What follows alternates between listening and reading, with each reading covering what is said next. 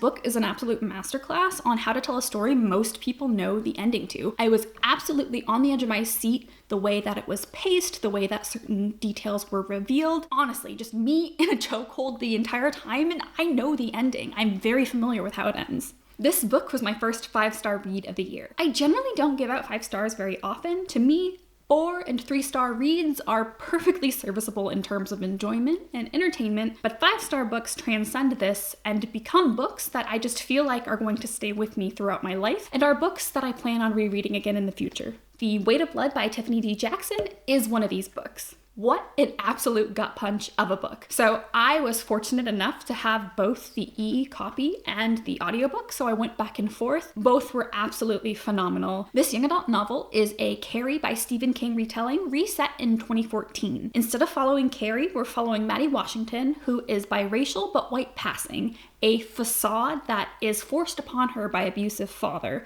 So Maddie's always been kind of odd and a target for bullying at her Georgia high school.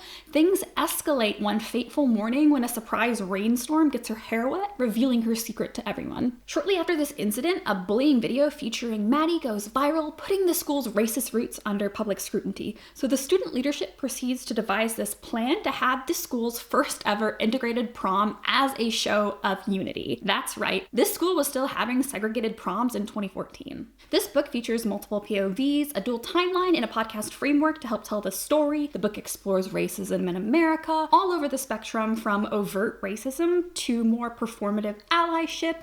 It explores generational trauma and the nuances of privilege. This was my first Tiffany D. Jackson book, and let me tell you, she is an absolute master of the craft. I found this book to be eerie, unsettling, and hard to read at times, but also so beautifully written. While this is a young adult novel, there were only 2 times that I really noticed it. The first instance being there is a plot point that tears the edge of insta-love, but I don't hold it against this book because honestly, I just think that's par for the course when it comes to teenagers. I don't know about you, but when I was a teen, I thought I was in love with someone new. Most of the time, people I'd never even talked to before, every other week. So I think that insta-love is a little bit more passable for teenagers. The only other time that I really noticed that this was a young adult novel was the author's decisions on what is and is not described in terms of brutality and violence. So she is selective in what she chooses to describe.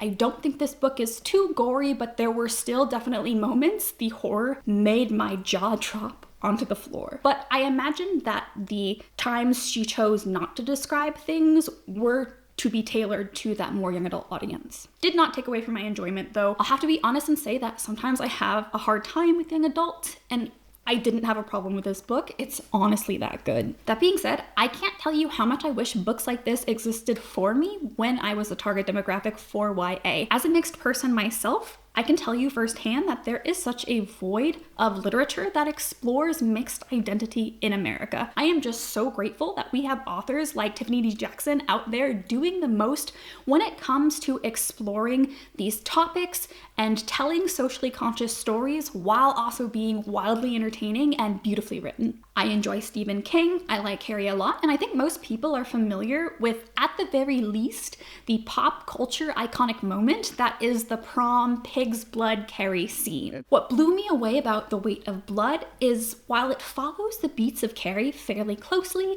it still managed to tell the story in a way that was twisty and shocking and felt so innovative. Look, I don't want to spoil this book for you because I want you to go out and read it, especially if you like Carrie, if you like the horror YA genre, or even if you just like the horror genre in general and think the premise is interesting. I think that this was a great example of YA done right.